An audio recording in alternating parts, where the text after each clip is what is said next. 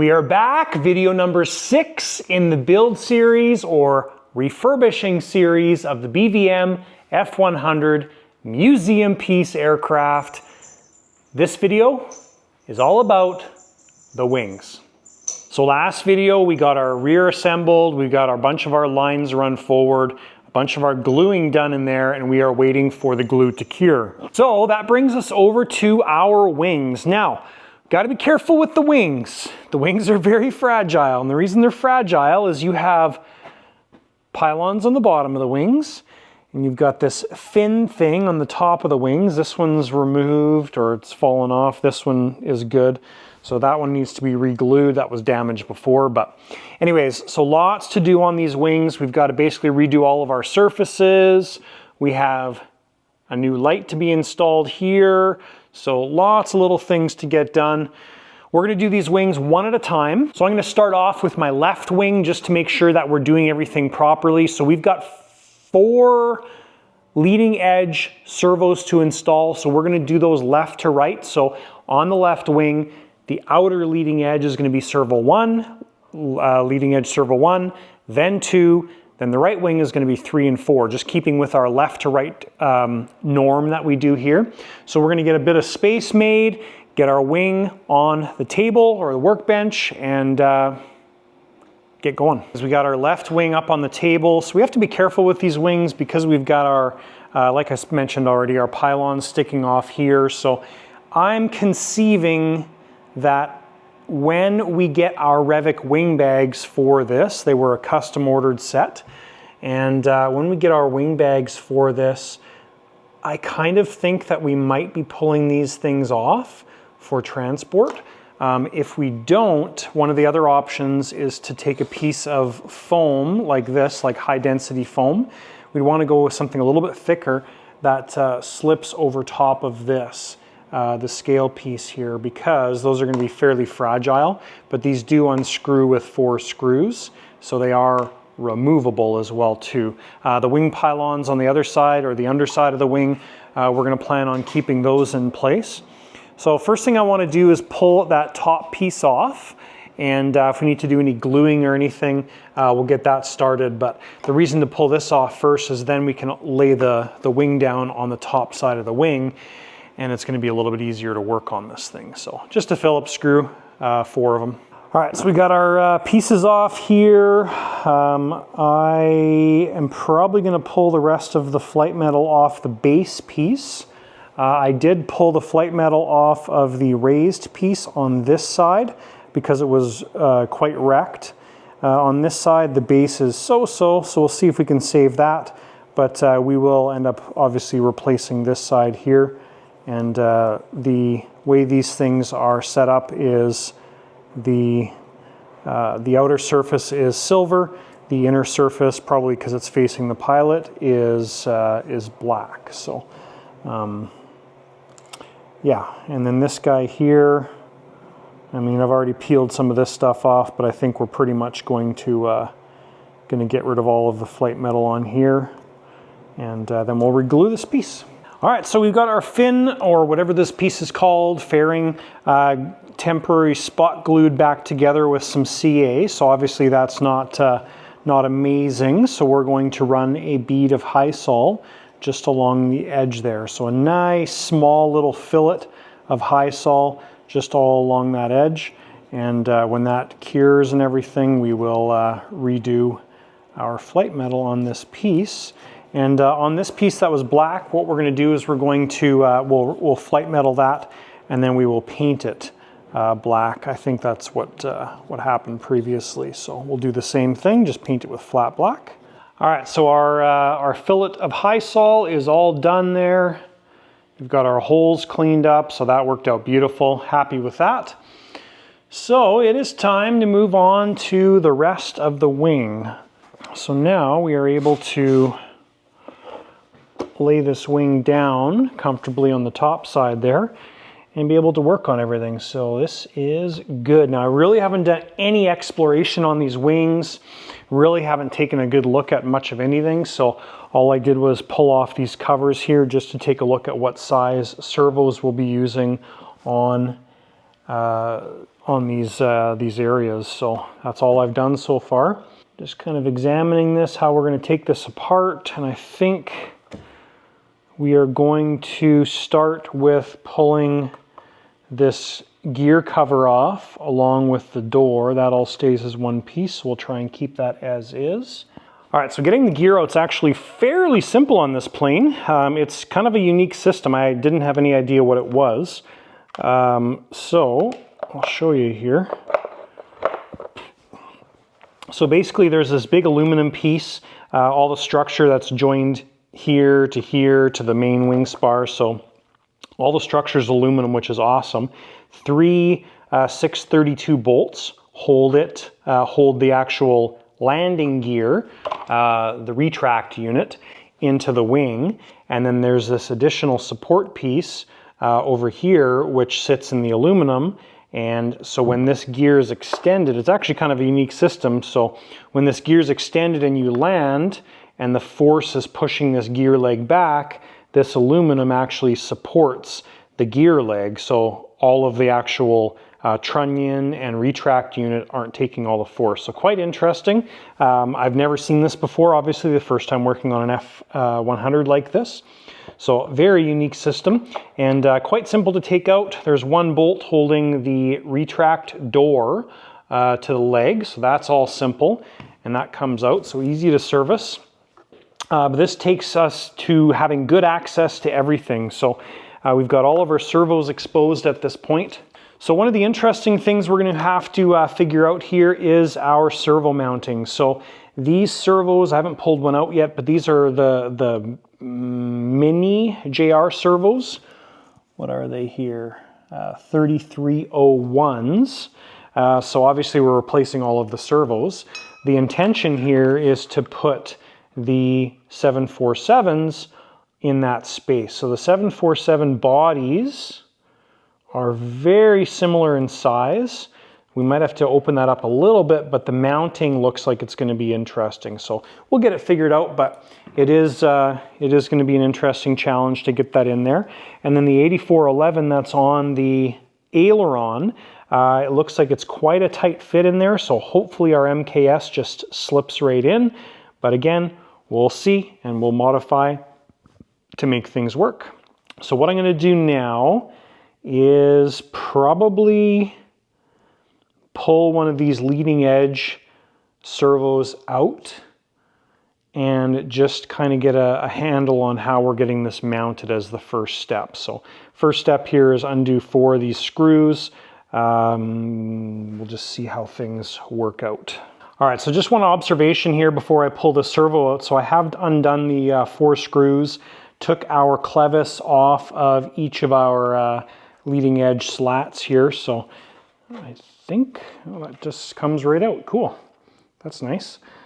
So basically, if you look at this, right now that arm is straight, and you can see our geometry here for the arm. So this is just something to pay attention to, because using a ball joint on a nylon arm like this is really not a good idea, because it puts a lot of sideways force on that nylon arm, which it's not designed for.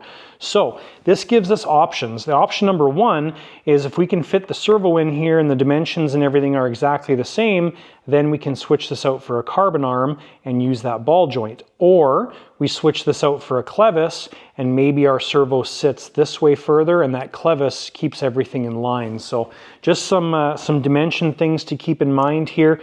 I am going to draw a line just like that. And that line is a reference to where that arm is straight in relation to our mounting point there. So let's pull this servo out and see what we're up against. All right, so I'm hoping this just pops out. Generally things aren't usually that easy, so well, that's nice. The servo just crumbled.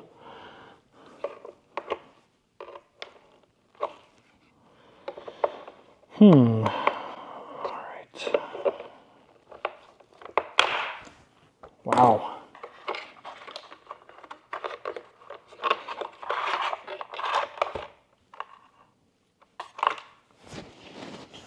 All right, so there is a tube that goes from this section to here, which is good. So now we know which way the servos mount. But this servo is definitely a specialized servo. So clearly it is designed as, well, there's the tab side. So it's designed as a flat mount servo, kind of like the 747s that we used in the tail section of this aircraft, the flat mount ones, which we don't have any more of right now. So yeah, I'm going to do some thinking here and see if we can make the regular 747 fit. All right, and there's a shot of our leading edge sitting in there. So we had to widen the opening a fair bit. Just use my Dremel to do that. Servo drops in place. Here's our center of our arm, and we're basically in the same spot we were before. So I'm going to take this out, put one of our carbon arms on, and see if that is spaced out well, or if it's the same as this. And if it's the same as this, we'll end up using that ball joint, and things should work out quite well. All right, so I want to get these new carbon horns drilled out exactly the same as the existing horns. So I've taken one of the existing horns off and sanded down the face of it. Now these servos that were in here were plastic shafted servos. So the servos we're putting in there are a huge upgrade. So yeah, we've got a plastic output shaft, great servo for the time. Nowadays, very basic. So now what happens is we've got one of our servo bolts run through both of them, and we can just lay this down on our drill plate and drill those guys out. And now we'll have 4 servo arms that are matching. Now these ones are really long. I picked these ones because there's no holes near the base here, so nothing to interfere with, and we have a fresh start. And once we've drilled that out, then we'll just sand this down so there's not much left, and it's going to clear the surface of the wing. All right, so some fun progress on servo number 1 for the leading edge. We've got our carbon arms done, so those are all finished and drilled out all exactly the same. We've got them sanded down, and that works good. Looks like everything's gonna work with the stock hardware. I'm just checking the distance. Ooh, that is touching the skin of the wing, I think. All right, so maybe that's not going to work. We might have to do a little bit more sanding on those arms as far as the holes go. So you can see there we've got a bit of space between the end of the arm and the hole. So that's tight. This one's going to be a lot better because there's more room in here, but the actual distance to the skin is still the same. So I need to get that stuff sorted out. But this looks like it's going to work out well. Still playing. So these wings are definitely a challenge that I thought they would be. Got the aileron servo out, definitely difficult. The MKS 9930s are just a little bit bigger, so we're going to have to do some sanding on our blocks there. And so I kind of expected that anyways, so that's fine. Now getting back to the leading edge servos here. So I've got the mix and everything set up in the radio. And the thing I'm trying to decide is, are we running the center point perpendicular to the servo? Are we going one spline this way? We've got adjustments with all of this stuff, but I want to make sure that obviously they're all set up equal. So that's where we're getting to this stage is, you know, these are the 2 left servos for the leading edge. So I want to get those set up equally because then adjusting it going forward is going to be a little bit easier. So I think what I'm going to have to do is get this outer servo installed. This is the first one that we were playing with. So get that just placed in there, get our leading edge installed, hook that servo up, the clevis to the actual leading edge, and just see where we kind of have to run it. The downside with doing that is I've got to take it all apart to get the arm back installed on the servo. So it's going to be a bit of a fiddle around, but the key is when you're doing this kind of stuff is to find the solution, and then the other 3 we have to do are all the same. So I consulted the old manual and found out our travels here. So on the top edge, we were supposed to get 3/8 at takeoff and 5/8 to 1/2 inch, so 1/2 inch to 5/8.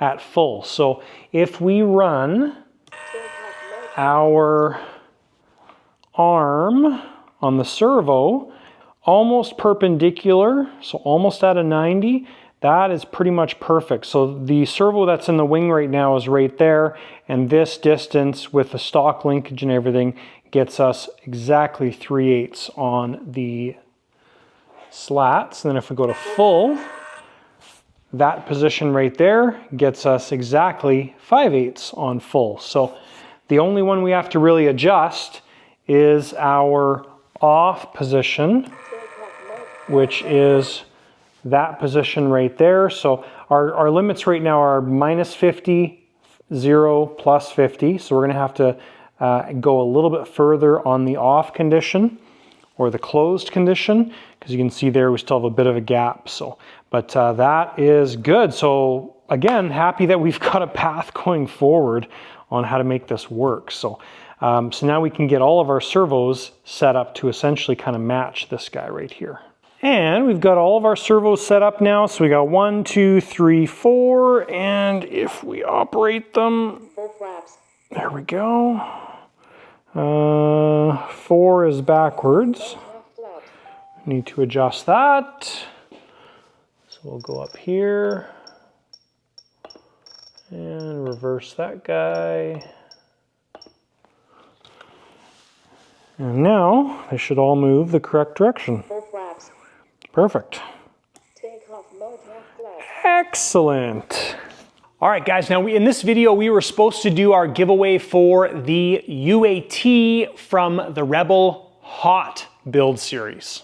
So we were giving, I think, one of the 280 milliliter UATs away, and we're gonna do things a little bit different. So during our last live, we had a great suggestion on doing the giveaways on the live, so it can happen live, and that also helps build our live channel as well too. So from now on, at least until we announce otherwise, that's how we're gonna do the giveaways. So our next live is on March 8th, and we will do 2 of the UAT giveaways. So the one that was announced in the Rebel Hot, we're going to do a giveaway for, and we will also do another one from the Rebel Hot video. So we'll give away 2 of these UATs during the next live on March 8th.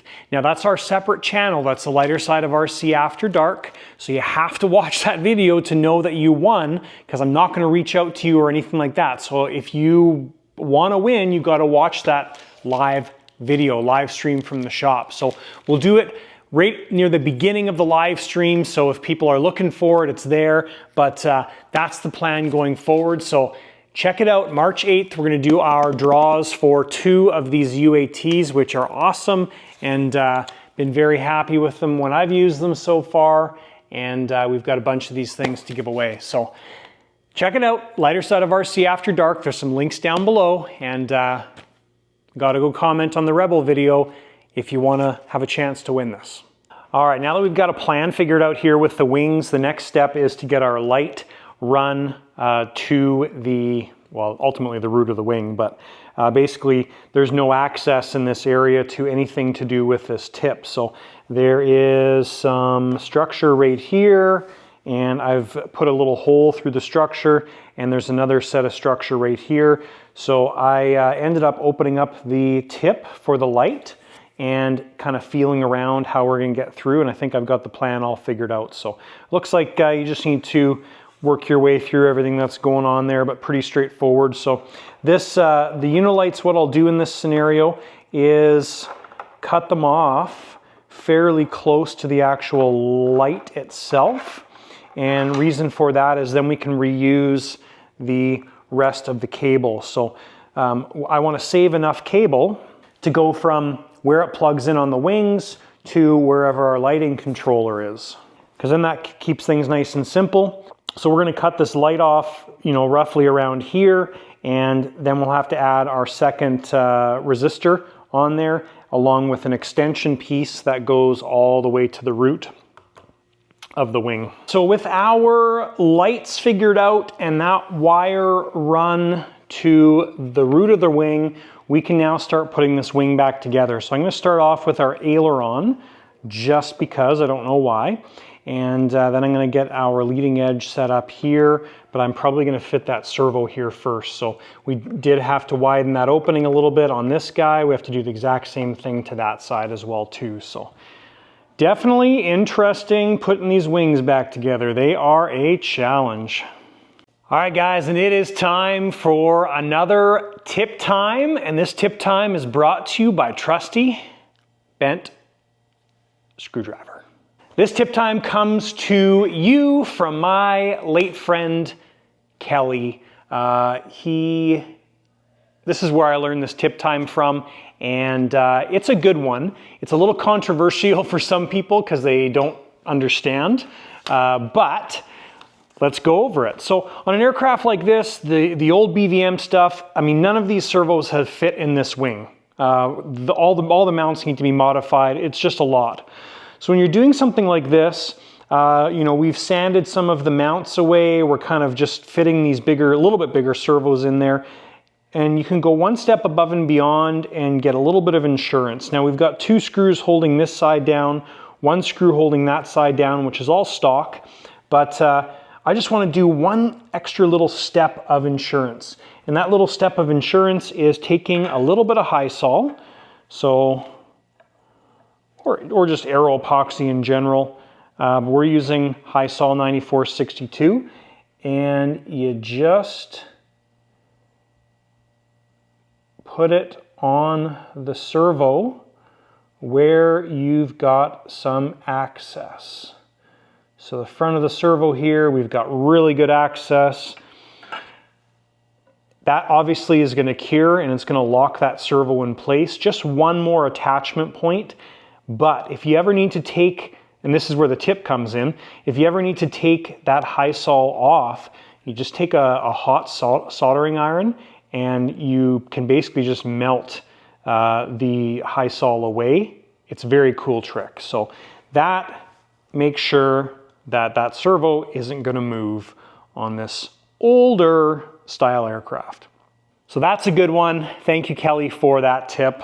So we're doing this a little bit different because we've got good access to our servo lead. So we've installed the aileron servo, run that lead out here so we could plug it in and get everything set up and centered. So I've screwed this clevis in as much as possible. We'll have to add a couple points of sub trim on the aileron, and that will work out very well. So what we can do now is we can put this cover on for the aileron servo. Now, when I was taking the aileron servo out, this tab needed to get unglued, otherwise the servo was not coming out. So I've reinstalled the tab. Because the servo is a little bit wider, I had to sand the tab down a little bit. So when we go to put this back in now, we're going to take a little bit of CA, put it on there, get that in place, and then we'll screw down our other spots in the tabs that are still in place. And aileron servo number 1 will be done. So we got our leading edge servo straps and everything figured out. So I use the same high sol trick on the front of those servos. So we've got good access to that high sol if it ever needs to come off. And then we went a step above and added this strap. So that strap's made of really thin stainless. So I don't know the thickness, but it's quite thin, like very, very bendable. So I cut a strip off, and then I doubled it up by taking that strip and folding it in half. And that obviously makes it narrow, but also a little bit stronger. And then we just screwed those down, and everything is nice and tight now. So we'll do the same thing on probably all the leading edges, but good solution, worked well, and one leading edge servo is done. Those leads are run forward to the root of the wing, or to the root of the wing, not really forward. We've got those guys marked. So next thing to do is get our mount here sanded out so we can mount our other second leading edge servo. All right guys, working on the gear now for the wing. We've got a bit of an interesting pickle here, and maybe a conundrum. So the gear for the brake comes out, goes through the shaft, out the backside, up the leg. Now this is all 2mm BVM line, which is fine, but we need to figure out how to use this 2mm stuff with 3 mil. If you take the airline out, try and put the standard airline through here, doesn't fit. So it's got to be the 2 mil stuff. So solution to that, we've taken our bag of pieces. This is from the local hobby store. I've had this in my possession for many, many years. And it's very useful for scenarios like this. So we've taken a piece of copper tube and a piece of brass tube, both hollow, and we're going to solder those pieces together and make an adapter. So this obviously is where the 2 mil is going to wrap over. This is where the 3 mil airline is going to wrap over, making an adapter. So we're going to get those brazed or soldered together, and that makes our setup usable. So the rest of putting the gear back in was pretty straightforward. Obviously we hooked up our adapter, got our lines installed. Now all 3 of our lines go this way, through the hole in the carbon spar here and to the root of the wing. So in both cases here, our excess wire and excess airline are going to be stored in the wing.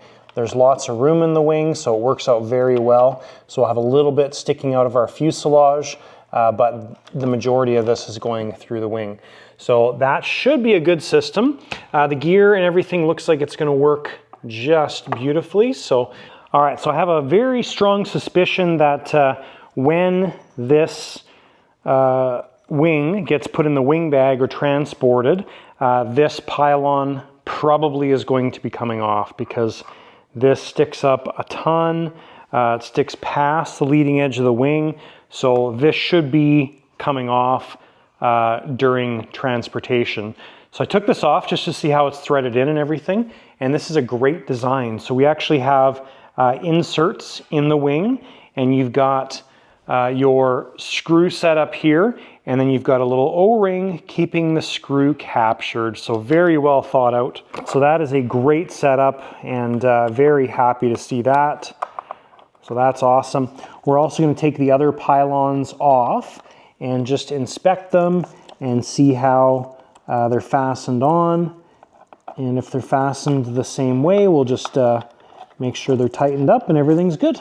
So now that our one wing is pretty much wrapped up, with the exception of some details, we've got to want to make sure that our ordnance fits on the aircraft. So here's our drop tanks. I also unwrapped the right-hand drop tank, but we've got to work on the left one here first. So the fins on this guy, on the tail, have definitely seen better days. So on this one, they've been torn off, and we've got 2 here that have fallen off. So we kind of just need to figure out how these guys fit on the best way, or where they came from. So it looks like they've been CA'd before, so they're a little bit, they're not really fitting in there well, but we'll figure that part out. So anyways, we got to get those fit. This piece right here, the mount has been torn out, and that mount is what you see right here. So what we'll do is we'll pull this off and figure out how we're going to get that mounted on the drop tank as well. So she needs a little bit of love. Hopefully this part goes back together fairly well. I do like that everything has proper fasteners and stuff on it, and threads and everything. So that makes everything really nice and easier to mount. So anyways, we'll do a little bit of examining on this guy and figure out how we can get that fixed up. I think all of the other ordnance, so our other drop tank is sitting right up there, and our other stuff is wrapped up right here. Now, I believe this stuff is all in better shape. There's a fin missing on this guy. Well, it's off, but it's right there. That one looks like it's got everything. So I don't think those will be as bad. And once we get that ordnance figured out on this left wing, I'm not going to do the mounting here at the base until we have both wings ready to go. And then we'll just repeat everything on the right wing, which is fairly straightforward.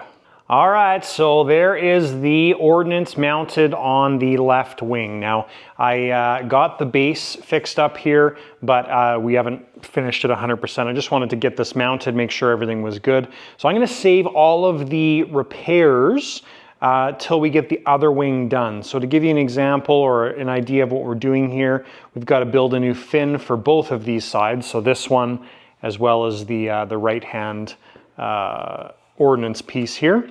The drop tank on this side, we've got to put our two rear fins on, so we'll do that. These guys here are good to go. And then of course on this left wing, we've got to also do some flight metal and stuff on this piece, which goes on the top side of the wing. So I'm going to set this wing aside and we will get back to do all the repairs. I just don't want to spend the time doing the repairs on this wing and then have to do some stuff on the other wing. Might as well just do it all at the same time, right? So yeah, we're going to take this wing, get it over there, pull the other wing down. I won't show you guys any of the other wing unless we run across anything weird, but we're basically repeating everything we did on this wing on the right-hand side. So getting into the final steps of our wings, we basically have a few things left to do. So we've got some touch-ups to do here on the wing tip. We're not going to do those red touch-ups until we get our fins glued back on the drop tanks here. So those two fins need to be glued back on. And then we need to create two new fins for each of the missiles. So all I did was take a piece of G10 here and just lay that over top of the fin, trace it out with some Sharpie, and we'll just cut those guys out and kind of get them fit and shaped and everything. We've got one to glue on that side there and the same thing over on that other one as well too. So I'm gonna get these guys cut out and we will get them glued in place. All right, so fins are made and installed back on the missiles, so that is done. And they're fairly straightforward, just got some nice shape to them and everything and kind of added some angles towards the outside so they match. We will paint those, of course. And then we've got our fins here on the drop tank. So I CA'd those in place, just spot glued them in place. And now we're gonna take some aero epoxy and we're gonna fill in these areas. And then once that's cured, then we can go ahead and touch up those areas with paint. All right, so we've got our fins re-glued back on and repainted. We've got the fins just being painted on the missiles and installed 2 layers of flat black on the top of the wing piece. And we also got some flight metal reinstalled on the entire thing as well too. So basically all of the touch-ups on the wings are done. Last things to do is our connectors. So let's get that stuff figured out next. So on our airlines, both the airlines and the wire, they are going to tuck into the wing when these wings are installed. So we're gonna leave probably maybe 3 inches sticking out of the wing on the airline leads. And we're gonna use a twist-on connector. So these, I think they're Air Power ones I get from DreamWorks, but you twist them together and they lock. So I'll show you guys those, but those, when they're connected, will just go tuck into the wing. And then the ash lock connector, we'll be using a little bit of a different setup here for each wing because we got different numbers of wires. So on this one, we could use a 12 if a 12 fits in here, but we may have to use a 6 and a 6 and reverse it. And on this wing here, we opened it up a little bit more so we can fit a 12 on there, which we can do on the other wing. But this one we've got 1, 2, 3, 4, 5, 6, 7, 8, 9, 10, 11, 12, 13. So we'll have to use like a 9-pin connector and a 6-pin connector or some variant of that, because this one we've got the extra light on this wing. So these are the connectors that I like to use most recently. And they come from DreamWorks. They are fairly expensive. I think, just from memory, they might be like $25 for these 4, something like that. But they twist together. There's an O-ring in there, and they work really well. Color doesn't matter because you're just lining up your line colors. So, but anyways, that's what we're going to be installing on this plane. They're also nice and small. And wings are now 100% complete. Big step completed. This is very satisfying. We ended up going with a 12-pin ash lock connector on this one wing and then a 6 and a 9 on this wing. And I've just got them tucked in there to keep them out of the way so they don't rub the top side of the wing and damage the flight metal. So that's why they're folded like that. Wings complete. All right, guys, and that is the wing episode. Wings are completed. That was a lot of work. This is one of the things that I was rather stressed about, and I'm very happy that it's done.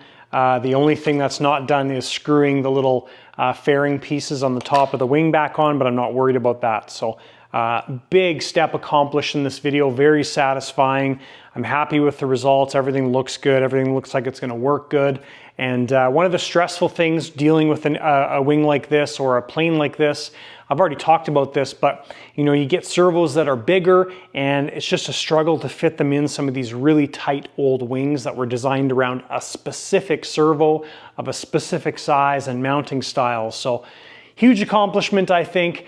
This has been a ton of fun so far. Next video, we're just going to continue on moving into the fuselage, starting to get things organized, planned out, wiring and airlines run and all that stuff. So lots of organizing to come on the fuselage section. Thank you guys so much for tuning into the videos. Don't forget to check out the Lighter Side of RC After Dark, especially for those giveaways that we announced earlier in this video. Thanks guys for watching, and we'll see you in the next video.